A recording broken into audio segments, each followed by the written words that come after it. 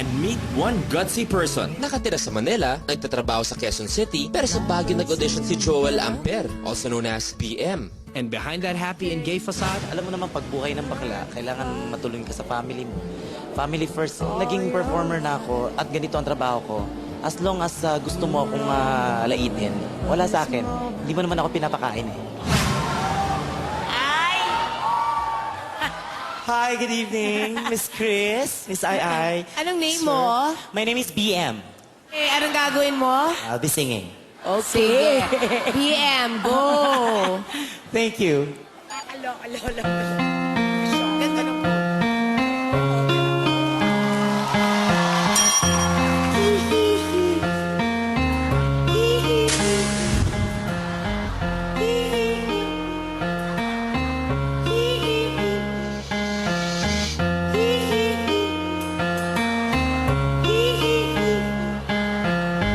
Hanap ko sa jeep ang isang ali nagprorosal matangay nakapikit pumara sa may kumbento sa baba ng bus sabi ng tsuper kasi may nanguhuli mura kayo ng murang ali.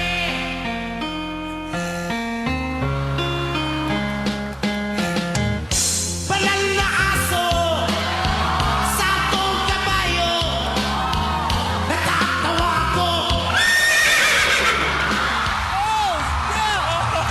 Banal na aso, sakong kabayo, natatawa ko.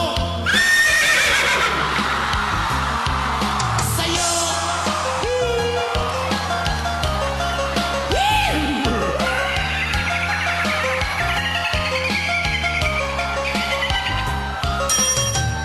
Nawalan sa kalye ang isang lalaki hininga ng pera ng batang bulu. Perfect horse sounds coming from a human being I have ever heard. Pagkain lang po sabi ng paslit talagang di ba po pwede lumipat ng pwestong lalaki. Everybody, banal na aso santong kabayo natatawa ko.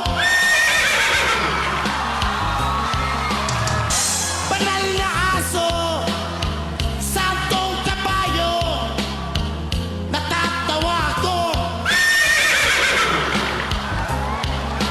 Sa'yo. Thank you.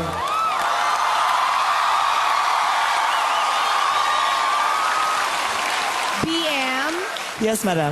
Initials lang ba yung BM? Ano yun? Anong... Big mouth. BM, I have a question. Kanina parang may birds, di ba? So, kaya mong birds, kaya mo ang horse. Ano pang kaya mo?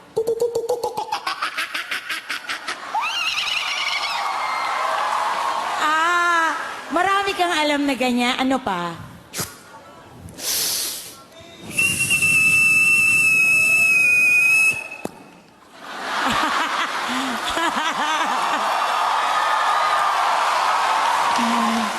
Alam mo,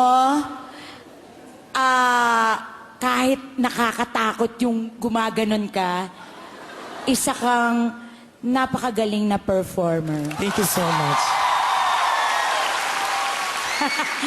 Yes. Gumaganon. You are proof na, alam mo yung, the costume, of course, is stunning.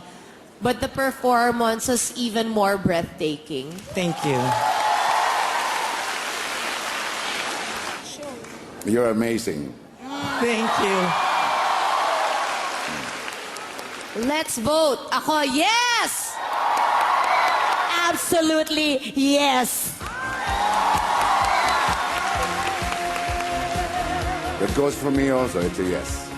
Thank you. Congratulations, BM. See you sa next round. Thank you.